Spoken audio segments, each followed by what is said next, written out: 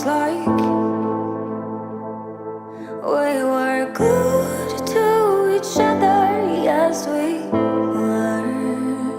And in a room full of people, we lost our sight.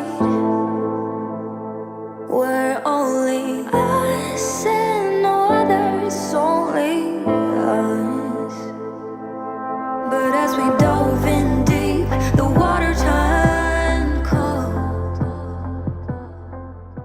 What's up guys, welcome back to another video. Today we are going to be doing 3 super filling recipes for under 300 calories.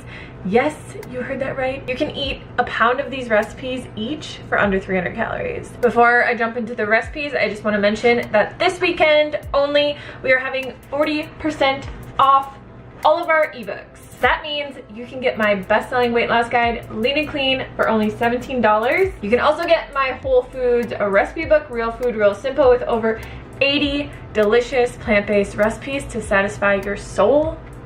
Yes, girl. This book is on sale from $18 to only $11 this weekend. You can also get my epic vegan pressure cooking instant pot recipe book that has over 30 delicious, super easy vegan instant pot recipes. All whole foods, plant-based, oil-free for only $10 this weekend. And lastly, my newest book, Let's Get Saucy, has over 55 whole foods, plant-based, oil-free, mind-blowing vegan sauces for only $6.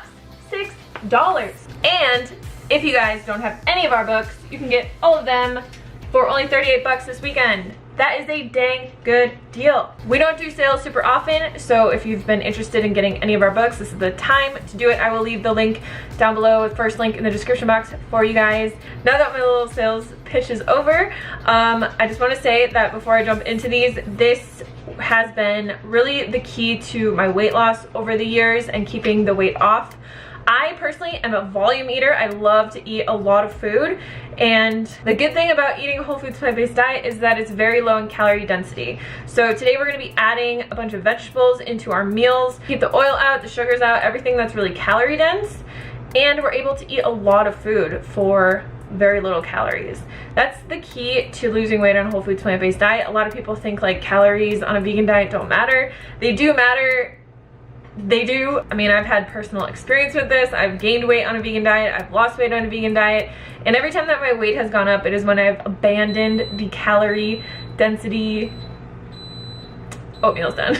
And whenever I've gained weight, it is when I've abandoned the calorie density principles and just kind of eaten like more junk food and lots of nuts and lots of more calorie dense foods. But whenever I eat with calorie density in mind and I cook super filling meals that have a lot of volume to them, it's very, very easy for me to maintain a slim, lean body weight. So as always, all the calories, macros, recipes, ingredients, everything that you will need to know will be down in the description box.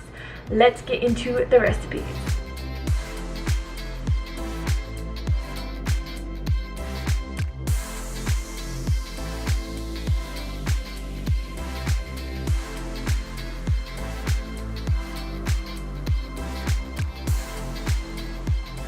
So the first ingredient we're going to be putting in our oatmeal is zucchini. I know you guys are probably like, WTF, Hannah, why would you put zucchini in oatmeal? Honestly, you can't even taste it. I like to just chop it up into small bits, but you can also shred it and put it into the pot when it cooks, and you really will not even notice it. My husband thought it was apples. Seriously. So I like to take the skins off just to make it less noticeable. Also, if it's not organic, you always want to take the skin off of it. Chop the ends off, and then I just chop this into quarters, like really small little bits, just like this. But as I said, you can shred this and you really won't notice it, or you can chop it into even smaller bits, which I kind of wish that I did, but I didn't do that this time. I'm actually going to be cooking all these recipes in my Instant Pot, but if you want to cook this one on the stovetop, just bring it up to a boil, cover it, reduce the heat to a simmer, and let it simmer until all the water is absorbed. So we're just adding in 2 cups of oats here, our zucchini, and 1 super ripe banana. You want to make sure your bananas are ripe, because the riper that they are, the more sugar content they have in them, and the more creamy that they will make the oatmeal.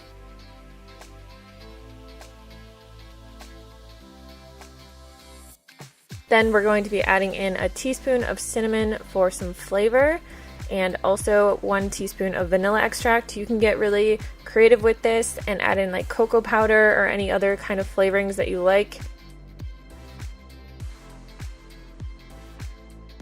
We're going to be adding in 2.5 cups of water here and putting this in our Instant Pot. We're going to be cooking this on manual, high pressure, sealed for 2 minutes. Once it's done cooking, you want to make sure that you let the pressure naturally release, so it actually will cook for about 15 minutes. My Instant Pot was having trouble this day and it didn't come up to pressure for the first 2 recipes, so I actually had to cook this many times, and it never actually made the zucchini soft just because it didn't come up to pressure and cook it well enough, and that just seems to happen every time I make a recipe video for you guys. And we're going to be adding in 2 cups of berries. These were frozen berries that I had, which just helps it cool down really easily, but you can add fresh berries or whatever kind of other fruit that you like just to sweeten it a bit. So I personally like to eat this plain because it's really low in calorie density, and I, like I said, love huge meals, but my husband would not eat this the way that it is. So you can always add different toppings to it. Since it's only 300 calories per bowl, you can add in some coconut, peanut butter, maple syrup if you want it a little bit sweeter, or any other toppings that you like, and you're still going to come in like around 500 calories for a meal, which is pretty good for a pound of food.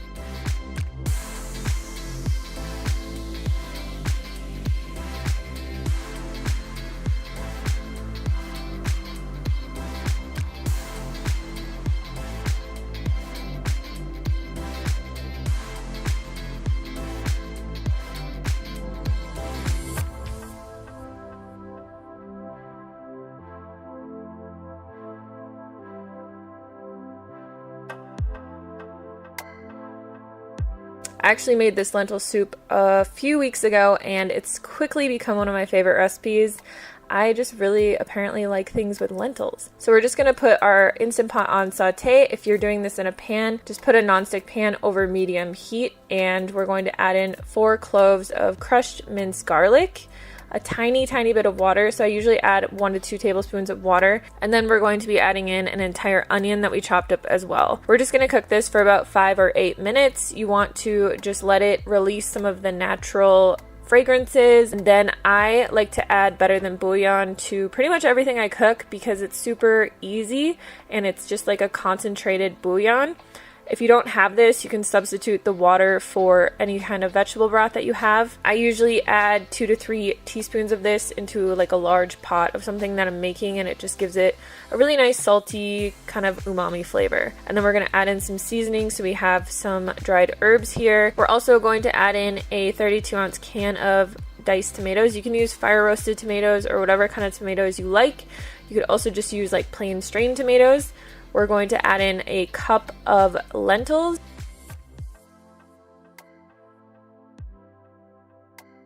Then we're going to add in the rest of our ingredients, which are all going to be vegetables, super low in calorie density. So we have cauliflower, some chopped carrots, 1 zucchini that we've chopped up nice and small once again. Zucchini is super versatile because it's like tofu. It just kind of takes on the flavor of whatever you put it into. We have some green beans, which you can use fresh or frozen. And then we're just going to add in 1 cup of water. I only added in 1 cup because I like it to be a bit thicker, but you can always add in more if you want it to be more soupy. Put this on manual, again, sealed for 20 minutes, and let it naturally release.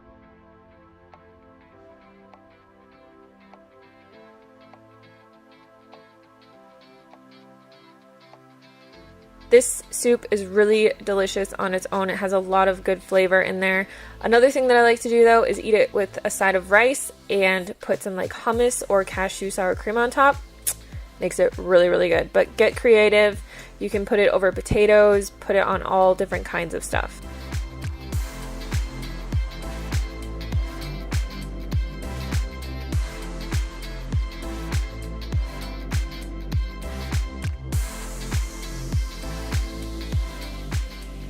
For these cauliflower mashed potatoes, we're going to put about 2 to 3 inches of water in the bottom of our Instant Pot and add a steamer tray.